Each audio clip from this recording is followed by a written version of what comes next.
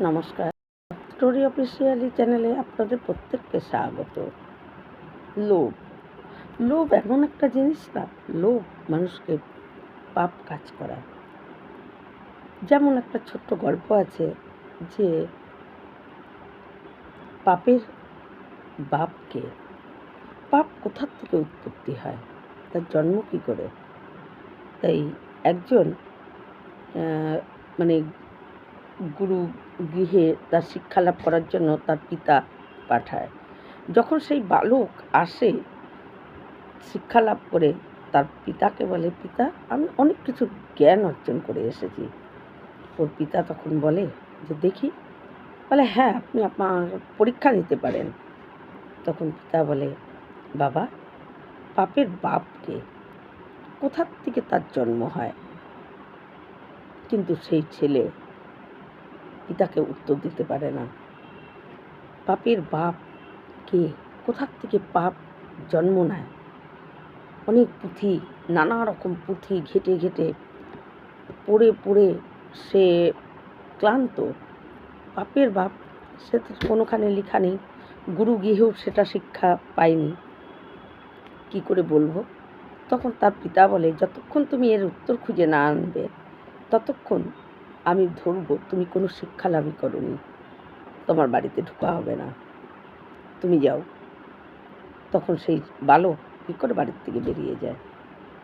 বালক বলতেও কিশোর বয়সী, বাড়ির থেকে বেরিয়ে যায়। যেতে যেতে পাপের জন্ম কে দেয়, পাপের বাবার নাম কি জানার জন্য সে, তার কাছে কিছুই নেই, সে তৃষ্ণার্ত হয়ে যায়।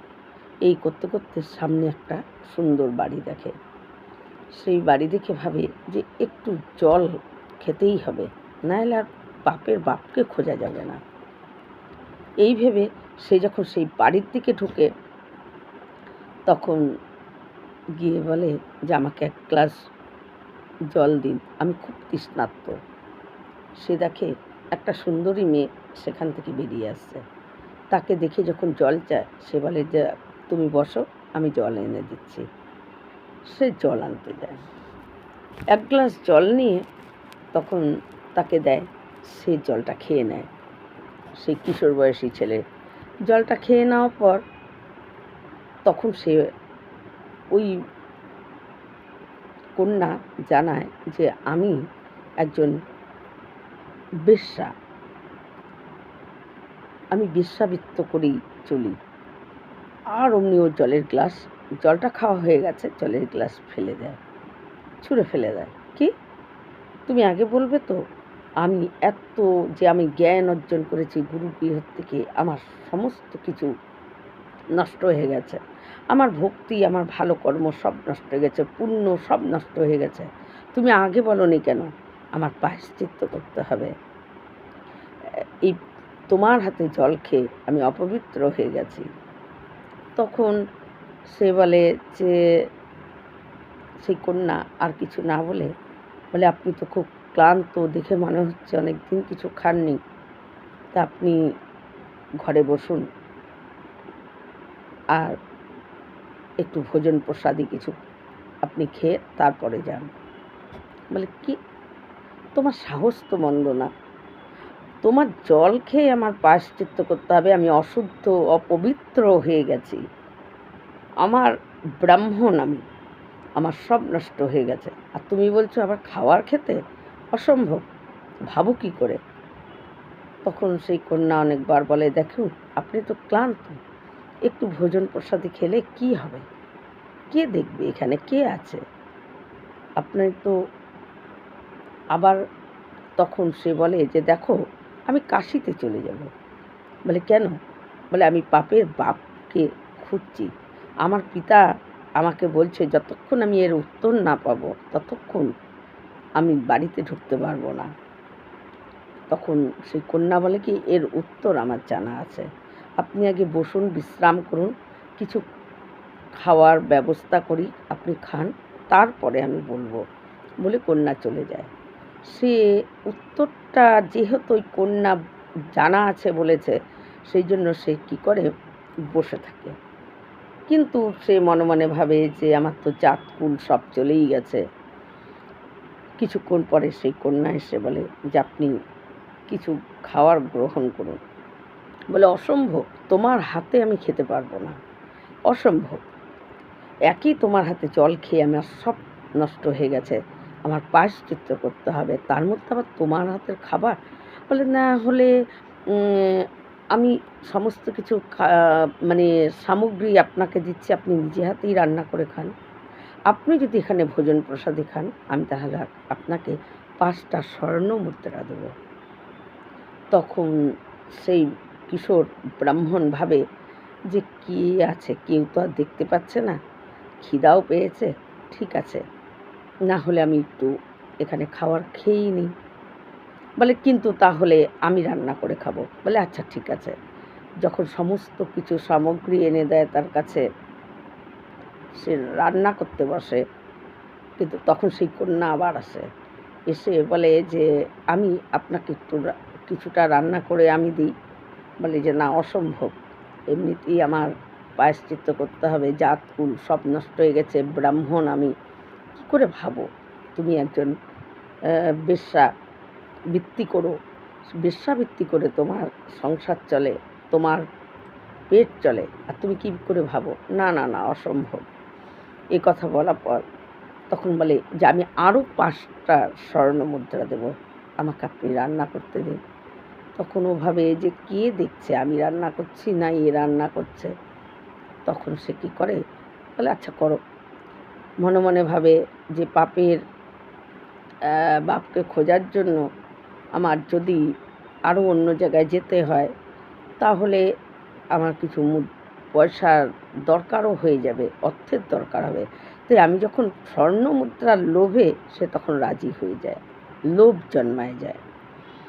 তখন সে রান্না করে যখন সমস্ত কিছু তার কাছে দেয়, তখন বলে যে সে খেতে নিবে, তখন বলে আমার খুব শখ, আপনাকে আমি একটু খাইয়ে দিই। বলে অসম্ভব, তোমার এখানে আমি আছি, খাচ্ছি, এটাই আমার অনেক বড় পাপ হয়ে যাচ্ছে, আমার জাত কুল সব চলে যাচ্ছে, তার মধ্যে তুমি খাওয়াই দেবে তোমার হাতে, এটা কিছুতেই হবে না। বলে আমি যদি আরও 10টা স্বর্ণ মুদ্রা দিই।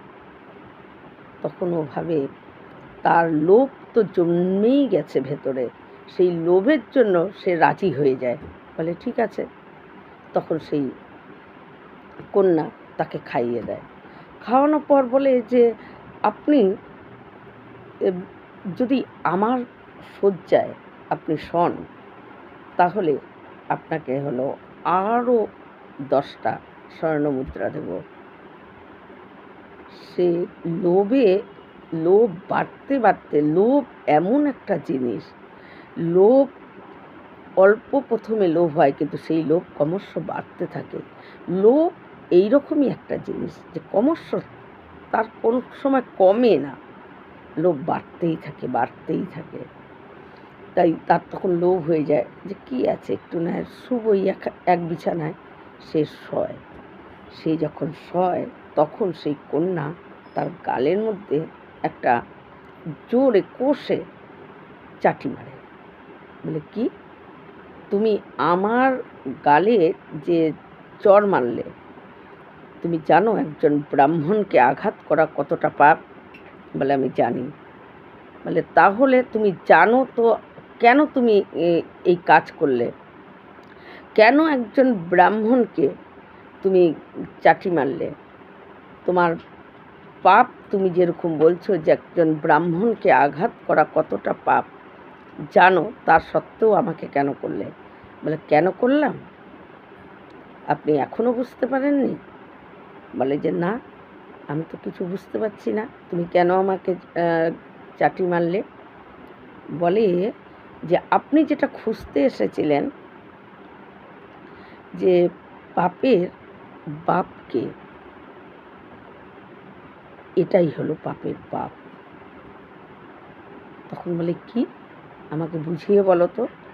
বলে যে আপনি প্রথমে 1 গ্লাস জল খেয়ে যখনই শুনছেন যে আমি বেশ্যাবৃত্ত করে আমার জীবন চলে, তখন আপনি গ্লাস ছুঁড়ে ফেলে দিলেন, যে আমার সব কিছু নষ্ট হয়ে গেছে। আমি একজন ব্রাহ্মণ হয়ে বেশ্যার হাতে জল খেয়েছি, তার ছোঁয়া জল খেয়েছি, আমার সব চলে গেছে। আপনার এই জ্ঞান তখনই ছিল, কিন্তু তারপরের থেকে আপনি 5টা স্বর্ণমুদ্রা যখন আমি দিব বললাম, তখন আপনার ভেতরে লোভ জন্মে গেছে, তার জন্য আপনি খেলেন। খাওয়া পরও যখন নাকি আমি বললেন নিজে রান্না করে খাবো, কিন্তু নিজেকে যখন সমস্ত সামগ্রী এনে দিলাম, তারপরে যখন আমি আরও 10টা স্বর্ণমুদ্রা দিতে চাইলাম, তখন আপনি কী করলেন, আমাকে রান্না করতে দিয়ে দিলেন। তারপরে যখন আমি আরও 10টা স্বর্ণমুদ্রা দিতে চাইলাম, তখন আপনি আমার হাতে খেতেও আপত্তি করলেন না। তারপরে আরও 10টা স্বর্ণমুদ্রা যখনই বললাম, আমার বিছানাতে আপনি শুয়ে পড়েছেন। তাই এটাই হলো পাপের জন্ম, এখান থেকেই হয়। লোভ থেকে পাপের জন্ম হয়। এখন তুমি বুঝলে তো? এই জন্য তোমাকে চাটি মেরেছি যে লোভ কতটা ভয়ঙ্কর জিনিস। যে লোভ ক্রমশ বৃদ্ধি পায়, লোভ ক্রমশ কমে যায় না যে আমার আর লোভ নেই। লোভ এমনই একটা জিনিস, যদি কেউ মানে 5 টাকা হাতে পায়, তার তক্ষুনি লোভ বাড়ে যে যদি 10 টাকা হতো ভালো হতো। 10 টাকা পেলে তার 20 টাকা, 20 টাকা পেলে তার 50 টাকা, এই করতে করতে তার লোভ ক্রমশ বাড়তে থাকে। তাই লোভের জন্য মানুষ পাপ কাজ করে। লোভ এমনই একটা জিনিস যেটা পাপ কাজ করাতে সাহায্য করে। আমাদেরকে পাপ কাজ করানোর জন্য সাহায্য করে একমাত্র লোভ। লোভ ভিতরে না থাকলে তার দ্বারা পাপ কাজ করা সম্ভব হয় না তাকে দিয়ে। কিন্তু লোভে পড়ে সমস্ত রকম খারাপ কাজ করতে একদম প্রস্তুত হয়ে যায়। লোভ এতটাই ভয়ঙ্করী একটা জিনিস। এটাই হলো পাপের জন্ম। পাপের জন্ম হয় লোভ থেকে, আর লোভ থেকেই হয় পাপ কাজ। তাই পাপের জন্মই হয় লোভ থেকে। লোভ হলো পাপের পিতা। এইরকম ভিডিও পাওয়ার জন্য আমার চ্যানেলটিকে সাবস্ক্রাইব করবেন। নমস্কার।